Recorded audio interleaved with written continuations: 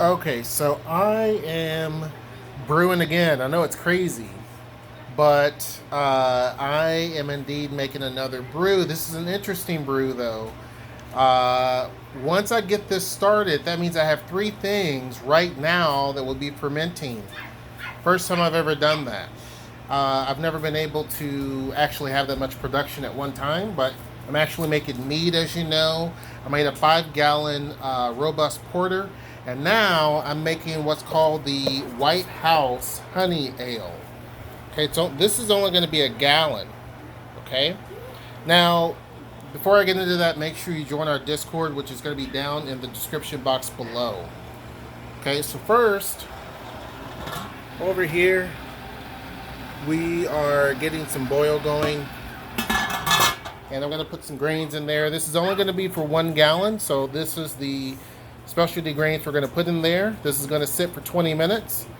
And then we're going to take it off the boil, and we're going to put in this dry malt extract. Okay, so there's liquid malt, which is LME, and there's dry malt extract, which is DME. And so this is going to go in there once we get this going for 20 minutes. And it's going to steep in there for 20 minutes. And then we're going to take it off, put this in there, and basically make sure we stir it up, get everything good to go. Once it breaks down and there's nothing thick or powdery in there, you got to keep this stirred, because if you let it clump up, you're going to basically make concrete. It becomes very hard to manage. So we're going to make sure that does its thing. Once this dissolves, we turn the heat back up and get it to a rolling, like a good solid boil. And then the first thing that we're going to do is add in the Golding hops. I've never used Golding before, so this is interesting. This is going to go for 60 minutes total. Then what we're going to do, because it is a honey ale, we're going to add 3.2 ounces of honey on the last 5 minutes of the boil.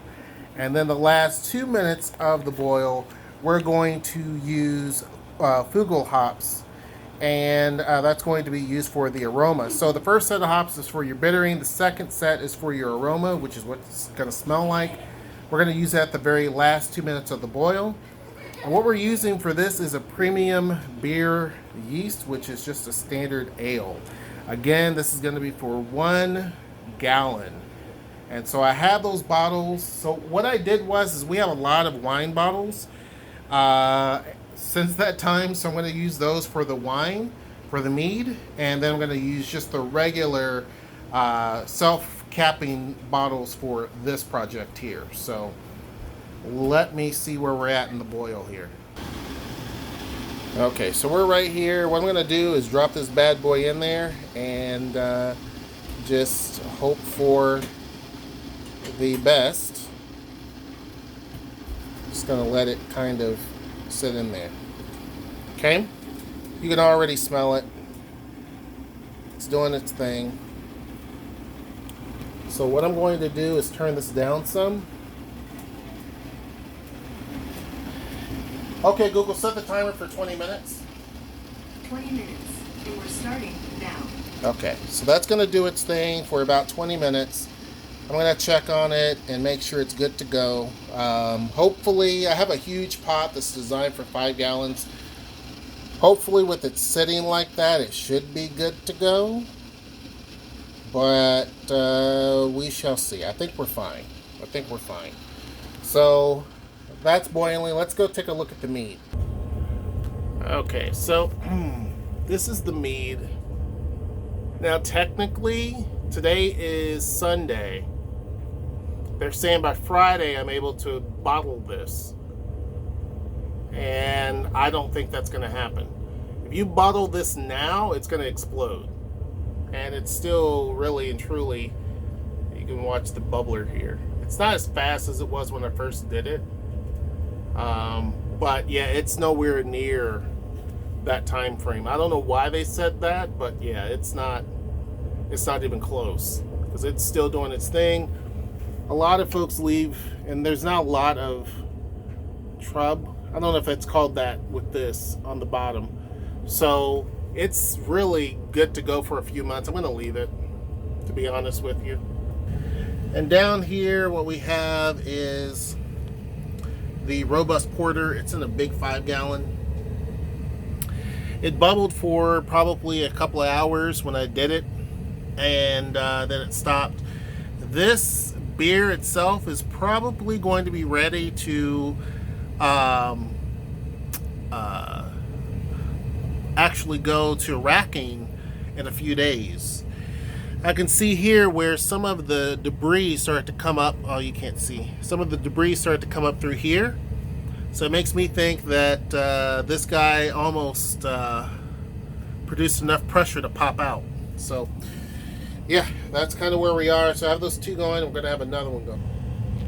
Okay, and here's my bottles. These with caps are beer that is already done, been done for a long time. They're just hanging out, and I could put them actually in the fridge to chill them and drink them. These are the bottles. They go from here down to here. That's an extra wine bottle. The other wine bottle is in the man cave. Have some growlers up here that I can use, obviously. Here's the bottles. They're going to be used for the White House wheat beer. So I'm going to go back in there. We're going to talk about the White House wheat beer and where it came from. Okay, so smells pretty darn good. The White House wheat beer. How did it come to be? Now, I don't know if this is super true, but I've checked a couple of sources, and it tells me the exact same thing each time, right? So let me turn this around on me. It tells me the same thing each time, and that basically President Obama had a specific chef that he used, and he wanted a beer. This light's too bright. Hold on, I gotta flip this back around. So President Obama, when he was in the White House, he wanted a specific beer that would taste really, really good. So his chef basically created this beer, right? There's even full instructions on how to do this. Now, what I'm going to do is I'm using this kit for now, but I'm going to put together these ingredients myself and go and get it. Now, you can make a 5-gallon batch. The company that has this kit that I bought can give you a 5-gallon batch to make, but I think I can probably replicate this just by getting the instructions on my own. So I think I'll be good there. But basically, the chef used honey from bees that are there at the White House. So supposedly there was an actual hive, and they actually used the there was an actual hive there at the White House, and they used honey from those actual bees to make this actual brew. And so supposedly this was the only time that a small brewery was there at the White House. That's pretty cool. Pretty cool little fact there. Definitely don't get into some sort of political discussion. Whether you like him or not, doesn't matter. But that's just basically what the story is. And so, now he got me this. I saw this the other day, and I thought this was really cool. And of course, you know, when you look at it, it tells you here a little bit about the story. Sorry for the steam.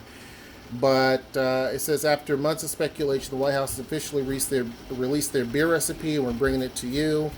They scaled it down for this particular kit. It says the beer is clean and smooth, fit for even the most discerning beer drinkers and diplomats alike. You'll fall in love with this new American classic. The White House Honey Ale is now available for everyone. So supposedly it should be pretty smooth. Again, as I mentioned, once we get the boil going, after all of this is done and the DME has been broken down, we then will put the honey in at the very last 5 minutes of the boil. So that is going to be really interesting. Honey, when I was making the mead, let me tell you, that honey smell is very strong in the air the longer it seemed to be cooking. So we shall see if that's the same case with this, but so far so good. Looks pretty good. I'm going to come back once this is done, and as you can see, hopefully it's getting darker. Okay, Google, how much time is left on the timer? It's not going to tell me. But, so we're going to see what this looks like here in a little bit when I take this off and we go to the next step.